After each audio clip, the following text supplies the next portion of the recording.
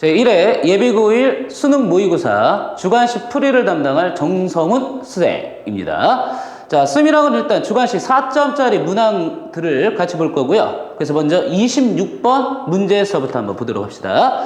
자, 먼저 문제를 한번 읽어볼게요. 전체 문항수가 30개이고 문항 배점이 각각 2점, 3점, 4점이 시험에서 어느 학생이 8개를 틀려 71점을 받았다에 자, 마친 3점 문항의 개수가 마친 4점 문항의 개수보다 3개 더 많다라고 할 때 이 학생이 마친 3점 문항의 개수, 자, 3점 문항의 개수를 구한다. 뭔가 방정식에 대한 문제일 것 같네요. 자, 방정식에 대한 문제 여러분들이 일단 먼저 해야 될 건 뭐야?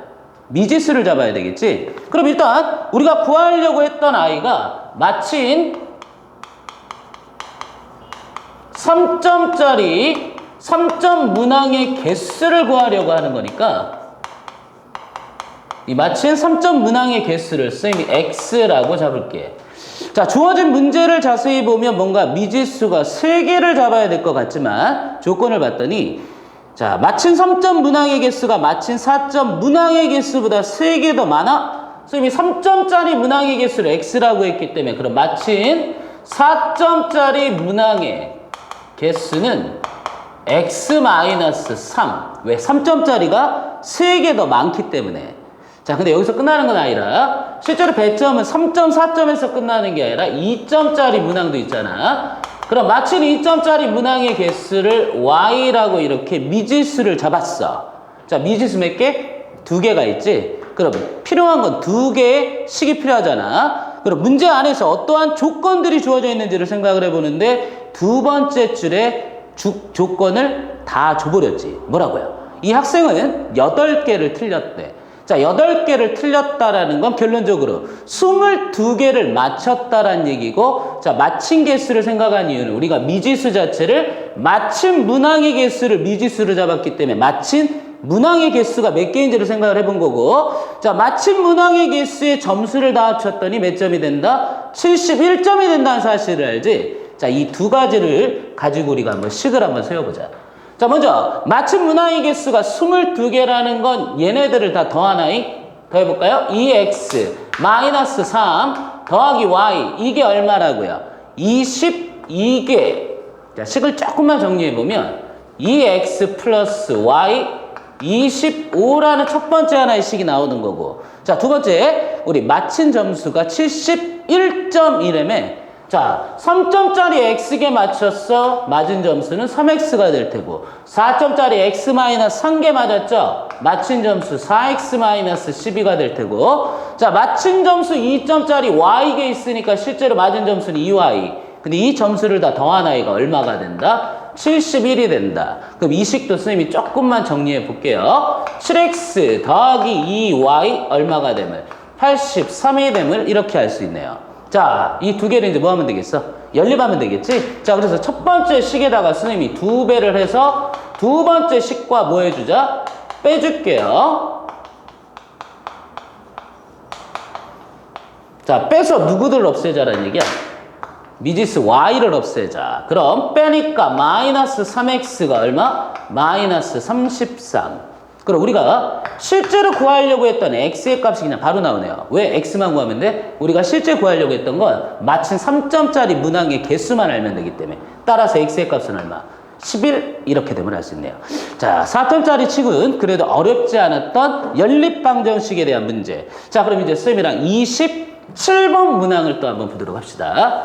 자, 27번 문항을 우리가 3학년 2학기 중간고사에서 또 기말고사에서 다루게 될 피타고라스의 정리와 원의 기본적인 성질. 근데 이 원의 기본적인 성질은 중상과정에서 다루었다라기보다는 솔직히 중학교 1학년 때 원의 기본적인 성질을 통해서 알 수 있는 그러한 내용만을 가지고 접근할 수 있는 문제. 자, 일단 그림이 주어져 있기 때문에 그림을 일단 한번 보시고, 자, 이 그림에서 뭔가의 조건들이 있는지 일단은 봤더니 이 원은 일단 반지름의 길이가 각각 7, 큰 원의 반지름은 7, 작은 원의 반지름은 2인 원 모양의 두 바퀴. 이게 지금 바퀴야. 원 모양의 두 개의 바퀴에 지금 벨트가 팽팽하게 감겨져 있는 거야. 자, 그러면서 주어져 있는 또 다른 조건. 원의 모양을 띤 두 바퀴의 중심 사이의 거리. 중심 사이의 거리 얼마? 10이라고 일단 문제 안에서 주어져 있죠? 자, 그 다음 여기서 이제 여러분들이 주의해야 될 건 요거야. 이 문제의 핵심은 요 벨트의 뭐를 구하는 게 아니야? 길이를 구하는 게 아니야. 뭐 벨트의 길이를 구한다라고 해서 어려운 문제가 되는 건 아니지만 약간의 함정이 있었네요. 벨트의 길이가 아니라 뭘 구하라고 돼 있어? 벨트와 바퀴가 닿는 두 부분의 길이의 합을 물어보는 거야. 그러니까 실제로 이 벨트, 원의 모양인 바퀴와 벨트가 닿는 두 부분의 길이의 합? 그럼 자세히 생각해 볼까요? 이게 지금 직선의 형태를 이루기 때문에 여기 뭐가 있을까요? 원과 접하는 접점이 있을 테고, 여기도 접점이 있을 테고, 여기도 접점. 그럼 여기도 이렇게 접점이 있겠지? 그럼 우리가 실제로 구하려고 했던 건 이 바퀴 모양의, 원 모양의 바퀴와 벨트가 닿는 부분의 길이를 구하는 거니까 요 빨간색 뭐를 구하고 싶은 거예요? 호의 길이와 또 이 빨간색 호의 길이를 우리가 구하고 싶다라는 얘기네. 자, 그럼 일단 첫 번째 이제 중학교 1학년 때 우리가 알고 있는 기본적인 원의 성질 한번 생각해 볼까요? 자, 원의 중심에서 이 접점까지 있는 선분 직선과 몇 도를 이뤄? 90도. 아, 그럼 여기도 이 접점까지 있는 선분 일단 90도를 이루겠죠? 얘도 당연히 몇 도? 90도를 이룰 테고 얘도 이렇게 90도를 이루겠네. 선생님이 이렇게 반지름을 일단 표현을 해준 이유는 어차피 우리가 이 빨간색 두 길이의 합을 구한다라는 건 호의 길이를 일단 구한다라는 얘기고, 호의 길이를 알려면 당연히 이 부채꼴의 뭐를 알아야 돼? 중심각에 해당하는 요 부분과 요 부분의 각을 우리가 알아야 돼. 그럼 이 각을 알기 위해서 주어져 있는 조건들을 우리가 활용해야 될 텐데, 아까 이 원의 반지름은 일단 7, 그 다음에 이 원의 반지름은 2라고 이렇게 얘기했지. 자, 그 다음 우리 중심거리가 얼마라는 사실, 자, 써있긴 하지만 잘 안 보일까봐 다시 써줄게. 10이라는 사실을 일단 알아. 이 길이만을 가지고 뭔가 각을 구할 수 있다? 일반적으로 이러한 유형의 문제는 우리가 알고 있는 직각삼각형의 변의 길이에 비, 그럼 일단 선생님이 여기서 있잖아. 이 반지름을 향해 하나의 수선을 이렇게 내려서 뭐를 만들어 보자? 직각삼각형을 하나 만들어 볼게. 자, 그럼 요 길이가 2이기 때문에 요 길이도 얼마가 되겠어? 2가 되겠지? 그럼 요 길이가 얼마가 돼? 5가 됨을 이렇게 할 수 있겠네요. 자, 요 길이 5, 직각삼각형 빗변의 길이가 10인데 요 길이가 5야? 기억나는 거 있어? 자, 우리 요 직각삼각형에서 요 각이 몇 도일 때? 60도일 때였죠? 60도일 때 길이의 비가 2대 1대 루트 3 이렇게 되면 알잖아. 자, 이 길이의 비가 2대 1이기 때문에 결론적으로 뭐? 60도라는 사실을 알 수 있네요. 자, 이거는 여러분들이 이제 좀 있으면 볼 중간고사에서도 자주 출제되는 유형의 문제이기 때문에 잘 기억을 해봅시다. 길이의 비가 2대 1대 루트 3 60도. 자, 그 다음에 요 길이들이 1대 1대 루트 1대가 몇 도? 45도. 근데 일단 여기서는 60도. 그럼 당연히 여기서도 이렇게 수선을 내린다라고 치면 요 각은 당연히 몇 도가 될까요? 이것도 60도. 그래서 우리가 구하려고 했던 요 부채꼴의 중심각은 240도가 일단 됨을 알 수 있었던 거야. 그럼 얘를 그대로 이용해서 이쪽에 중심각도 구하면 되겠죠? 자, 여기가 90도, 90도, 사각형, 얘하고 얘를 합한 각이 몇 도가 돼야 돼? 180도가 돼야 되니까 결론적으로 이 각이 얼마가 됨을 알아? 60도가 됨을 아는 거고, 또 여기가 60도, 90도, 90도이기 때문에 이 각은 얼마가 됨을? 120도가 됨을 이렇게 알 수 있겠네. 됐어? 자, 모든 걸 우리가 다 구했네요. 자, 이제 우리가 구하려고 했던 이 빨간색 길이의 합, 호의 길이죠. 자, 호의 길이라는 건 항상 원주의 일부분이 되는 거야. 자, 반지름의 길이가 7인 원주 14파이가 되겠죠. 자, 근데 이 14파이에서 이 호가 차지하고 있는 비율은 전체 360도분의 240이니까 얼마? 3분의 2를 차지할 테고요. 자, 이번엔 이 원주를 한번 생각해 볼까요? 자, 이 호도 이 원의 일부분이기 때문에, 자, 제 원주는 4파이가 되는 거고, 그럼 이 원에서 차지하고 있는 비율은 전체 360도에 대한 120도를 차지하고 있기 때문에 3분의 1. 자, 그럼 두 개를 계산하니까 얼마가 되면? 3분의 32파이. 근데 여러분들 뭐 모의고사를 한 번도 안 봤으니까 이러한 답들이 나왔을 때 항상 모의고사의 답은, 정답은 0에서부터 999까지의 자연수 중에 하나가 답이야. 근데 여지껏 모의고사에서 0인 답은 없어. 자, 그렇기 때문에 결론적으로 이 문제, 결론적으로 뭘 구하라고 그랬어? 얘를 우리가 뭐라고 하고? A라고 하고, 얘를 뭐라고 할 때? B라고 할 때, A와 B를 더한 값을 물어봤기 때문에 얼마가 됨을? 35가 됨을 이렇게 할 수 있다. 자, 이것도 피타고라스의 정리를 우리가 기본적으로 잘 이해하시면 쉽게 접근할 수 있었던 문제. 자, 그럼 28번. 자, 중학교 학생들이 가장 어려워할 수 있는 부분 중에 하나, 경우의 수에 대한 문제죠. 자, 경우의 수가 좀 어렵다라고 느껴지는 이유는 우리가 중학교 2학년 때 잠시 2학기 과정인가요? 거기서 잠깐 경우의 수를 배우고 그 다음에 다루지 않기 때문에 실제로 이러한 유형의 문제가 조금 어렵게 느껴질 수도 있는데, 자, 경우의 수를 구하는 문제에서 우리가 주의해야 될 것 중에 하나는 강박관념을 가지면 안 돼. 뭐를 세워야 된다라는, 꼭 식을 통하여 뭔가 접근해야 된다라는 이러한 강박관념. 그 강박관념이 경우의 수를 더더욱 어렵게 한다. 이거 명심하시고, 경우에 따라서는 실질적으로 우리가 무식하게 그 경우를 다 따져줘야 되는 경우가 있다. 근데 그 무식하게 따지는 경우 중에 조금 이따 쓰면 다시 한번 얘기하긴 하겠지만, 수용도라는 아이를 이용해서 경우의 수를 우리가 따져줄 때가 있어. 자, 이 문제를 한번 보자. 숫자 1, 2, 3을 전부 또는 일부를 사용하여 같은 숫자가 이웃하지 않도록 5자리 자연수를 만들려고 해요. 자, 1, 2, 3을 일부 또는 전부를 사용하는 거야. 자, 같은 숫자가 근데 뭐 하지 않아야 돼? 이웃하지 않도록 5자리 자연수를 만들 때, 이때 만의 자리의 숫자와 1의 자리의 숫자가 같은 경우의 수를 물어봤죠. 자, 근데 느낌에 일단 만의 자리 숫자와 1의 자리의 숫자가 같다라는 건 1로서 같을 수도 있고 2로서 같을 수도 있고 3으로서 같을 수도 있잖아. 근데 느낌에 1이든 2든 3이든 그 경우는 어떨까? 같겠지? 그러니까 우리 요것만 정확하게 한번 따져보죠. 만의 자리의 숫자와 그 다음에 1의 자리의 숫자가 같은 경우가 일단은 몇 가지가 있는지만 한번 생각을 해볼 텐데, 뭘 이용해서? 수용도를 이용해서 그 경우를 생각해 주려고 그래. 수용도 쉽게 얘기해서 가지치기란 얘기야. 우리가 일단 만의 자리가 이렇게 있잖아.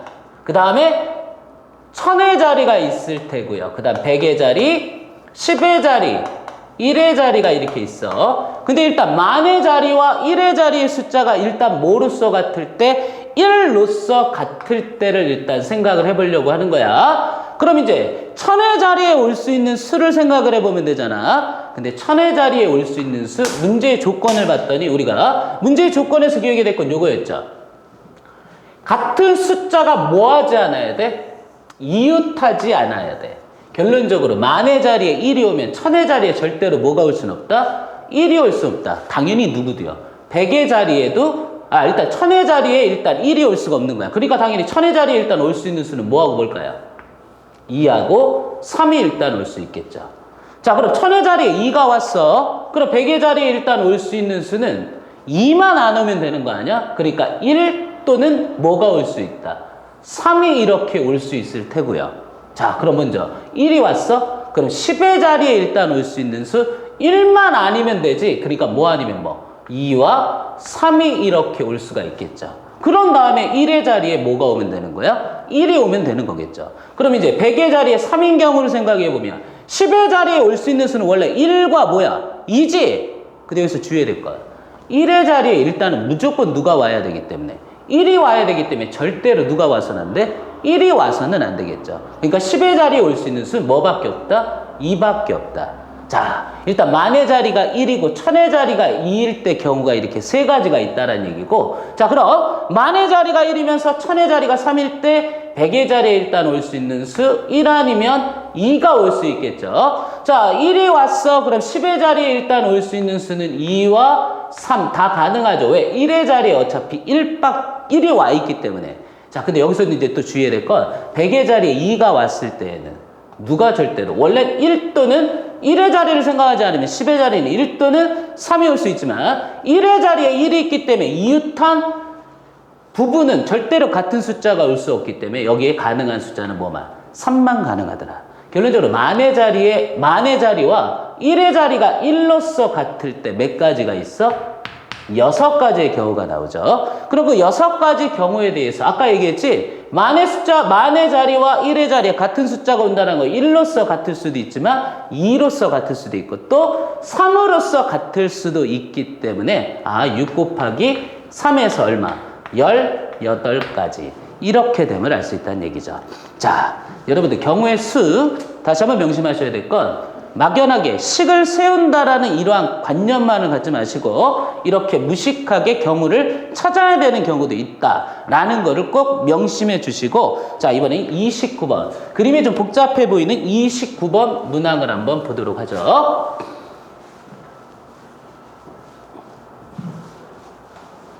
자, 이번에 29번 문항은 그림이 일단 잘 보이는지 모르겠네.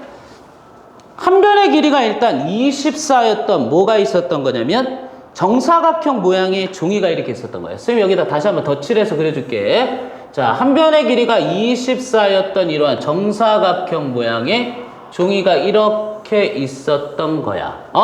정사각형 A, B, C, D가 이렇게 있었던 거예요. 한 변의 길이가 얼마? 24인 정사각형. 자, 그럴 때 꼭지점 C가 근데 일단은 여기 먼저 보면 중점이라는 요 M이 있었던 거예요. 누구의 중점? 성분 AD의 중점 M이 있었던 거예요. 근데 이걸 우리가 어떻게 하려고 하냐면요. 이 꼭지점 C가 성분 AD의 중점 M과 만나도록 지금 이 정사각형 모양의 도형을 뭐 해준 거야? 접어준 거예요. 그 접어준 도형이 여기에 이렇게 있죠. 근데 선생님이 잘 안 보일까봐 다시 한번 그려줘 보면 자, 이러한 식으로 지금 접은 도형이 있는 거예요. 자, 원래 누구를요? 이러한 한 변의 길이가 얼마였다? 24였던 이러한 아이를 이렇게 접어줬다라는 얘기죠. 여기 어디? 선분 AD의 중점 M에 원래 여기 C라는 아이가 여기에 뭐 해주도록? 겹쳐지도록 이렇게 접어준 거야. 그러니까 접어준 도형의 모양은 이러한 모양이 되겠지. 자, 그럴 때, 자, 이 문제는 뭐냐면, 접힌 선의 길이라는 건 여기서부터 여기까지를 얘기하는 거야. 그 길이를 우리가 L2라고 잡았을 때, 요 길이의 제곱의 값을 구하는 문제. 자, 접는 유형의 문제는 여러분들 많이 생각을 해봤던 문제 중에 하나죠. 자, 접는다. 그럼 당연히 일단 우리가 알 수 있는 건 얘하고 당연히 뭐가 된다? 합동이라는 사실을 일단 우리가 알죠. 자, 그럴 때 우리가 구하려고 했던 건 요만큼의 뭐를 구하자? 길이를 구하자. 자, 굉장히 문제가 보기에는 어때? 어려워 보이지만 여기서 선생님이 하나의 보조선을 통해서 한번 우리가 이 문제에 한번 접근을 한번 해보도록 할게. 자, 여기서 M하고 우리 뭐를 한번 연결해 보냐면 이렇게 C라는 아이를 이렇게 연결을 해볼게요. 자, 연결을 해보면 요 각과 선생님이 요 각을 우리가 X라고 할까요? 그럼 요 각이었더니 같니? 왜 같아? 선생님이 방금 전에 뭐라고 그랬어? 접은 도형은 얘하고 얘가 뭐가 된다고? 합동이 된다는 얘기죠. 그럼 당연히 요 길이와 그럼 일단은 여기에 명칭을 하나 좀 부여를 할게요. N이라고 놓을까요? 요 N이라는 아이와 NC라는 아이는 당연히 뭐 할까? 길이가 같잖아. 그렇다라는 거 결론적으로 요 각과 요가 서로 뭐함을 알아? 같음을 알 수 있죠. 왜? 이 삼각형이 무슨 삼각형이 되기 때문에 이등변 삼각형이 되기 때문에 당연히 우리가 같음을 일단 알 수 있는 거야. 자, 이 두 개의 길이가 일단 같음으로써 요 각과 요 각이 같지? 근데 이러한 것을 우리가 보여준 가장 큰 이유 중에 하나는 뭐냐면 자, 여기를 한번 볼까요? 여기 원래 이렇게 선분이 하나 이렇게 있었던 거고요. 자, 우리가 여기서 선생님이 이렇게 하나의 수선을 하나 이렇게 내려보도록 할게. 그럼 여기가 당연히 뭐가 될까요? 90도가 이렇게 되겠죠. 90도. 자, 그 다음에 우리가 알 수 있는 건 뭐냐면 요 각이라는 건 요 두 각이 뭐가 될까요? 왜 각에 해당하는 부분이지. 그러니까 여기는 당연히 뭐가 돼? 2x가 됨을 알 수 있어. 그럼 여기가 2x면 요만큼의 각은 당연히 뭐가 될까요? 자, 이만큼의 각은 당연히 180도에서 얼마를 빼? 2x를 빼 180도 마이너스 이 x라 일단 됨을 이렇게 알 수 있는 거야. 자, 그럼 이거를 선생님이 해준 이유는 뭐냐면 우리 지금 이 저분 도형이잖아. 당연히 얘하고 아까 얘하고 뭐가 된다고? 합동이 된다라고 그랬죠? 그럼 요각과 요각이 어때? 같다라는 얘기. 그럼 우리가 알 수 있는 건 요만큼의 각은 요 각의 반절이기 때문에 90도 마이너스 뭐가 될까요? x가 되겠죠. 자, 이게 직각삼각형, 이게 90도 마이너스 x, 그럼 당연히 이게 얼마가 될까요? x가 됨을 이렇게 알 수 있지. 뭔가 느낌상 보이는 게 있니? 요 직각삼각형, 요 길이 당연히 얼마가 될까? 24가 되겠죠.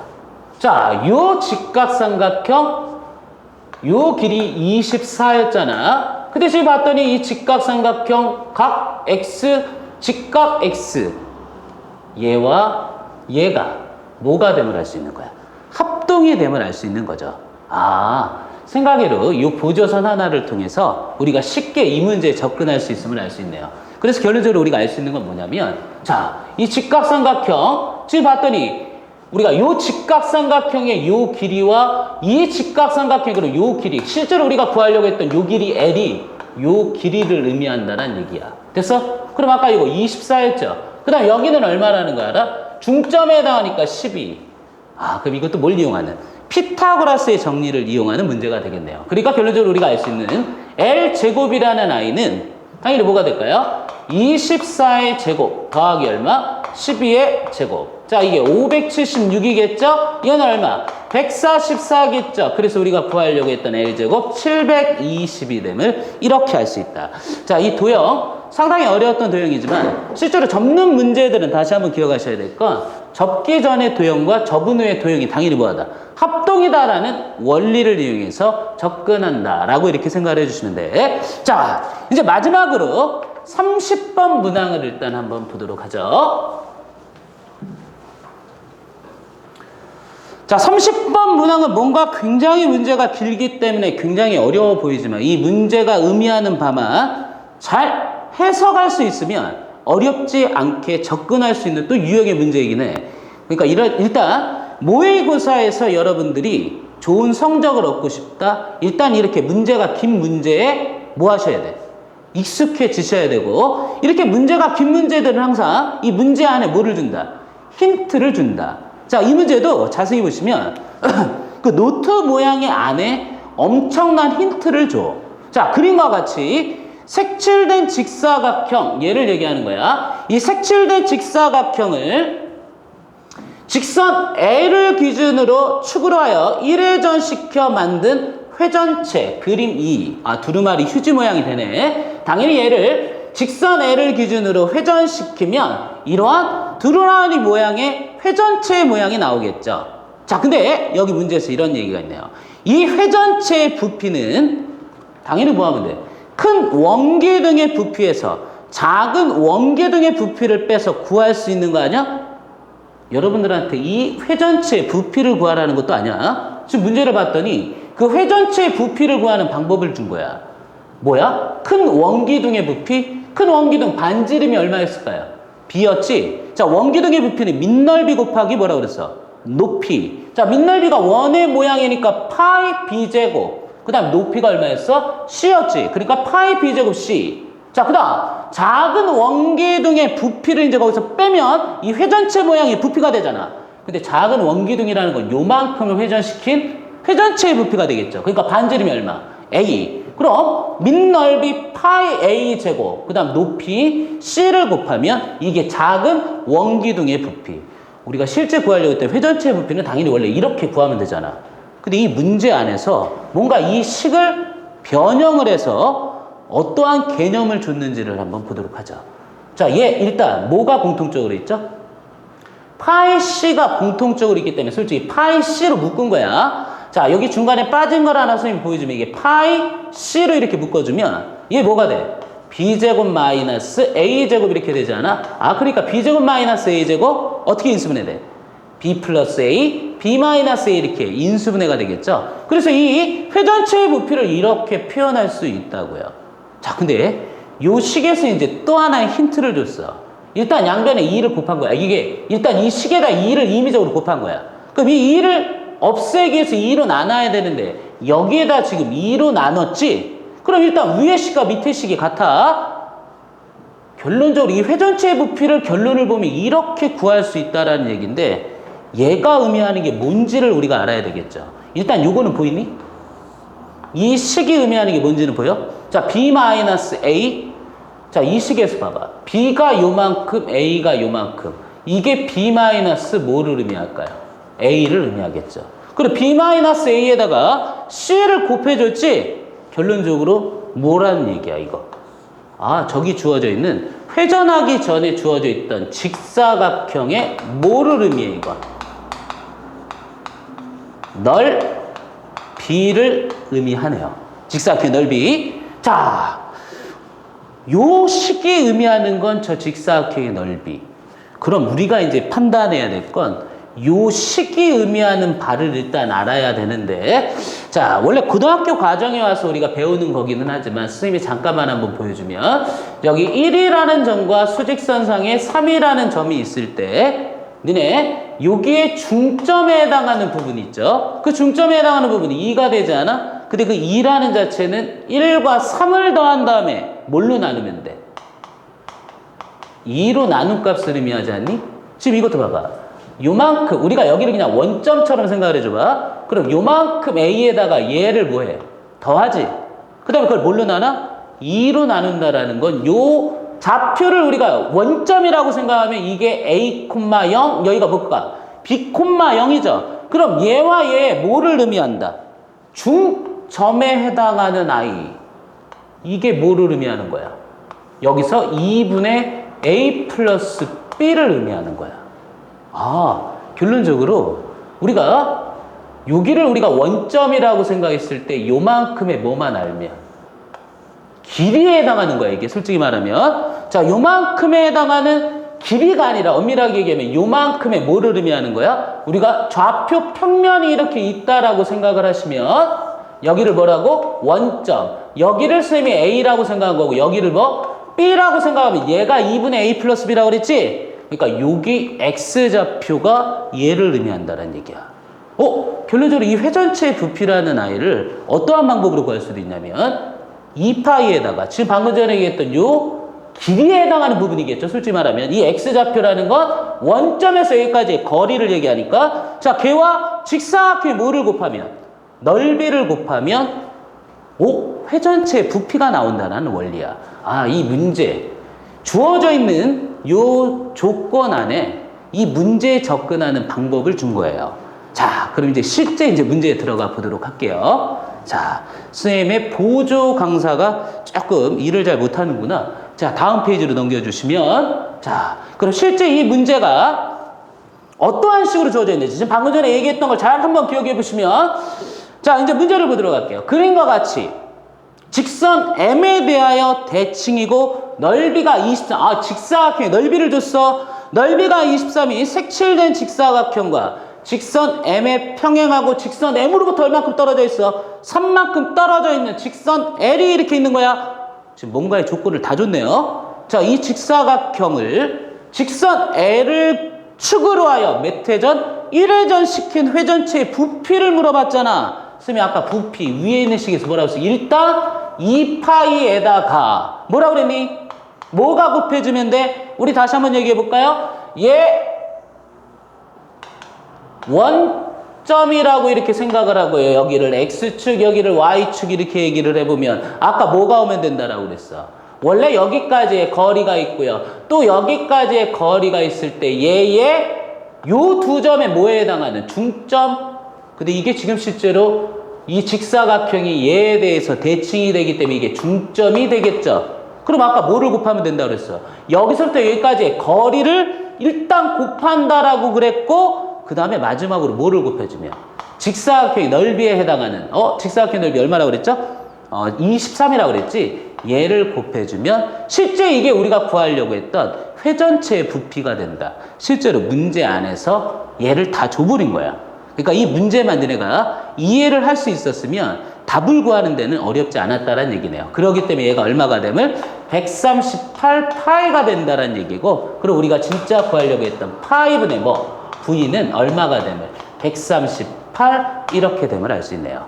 자, 여러분들 전체적인 이제 문제들을 저희 수학과 선생님들과 풀이를 통해서 한번 봤는데, 자, 일단 모의고사라는 자체 처음 봤을 때는 쉽지만은 않아요. 자, 자꾸 연습을 해보시면 되는 거고, 우리가 총 5회에 걸친 이러한 모의고사를 준비해 놨으니까, 이제 여러분들이 한번 모의고사를 봤으니까, 이제 어떠한 식으로 좀 대비를 해야 되겠구나, 라는 이러한 감이 오시지? 자, 그래서 다음 2회 모의고사는 좋은 결과가 있도록 바랄게요. 네, 감사합니다.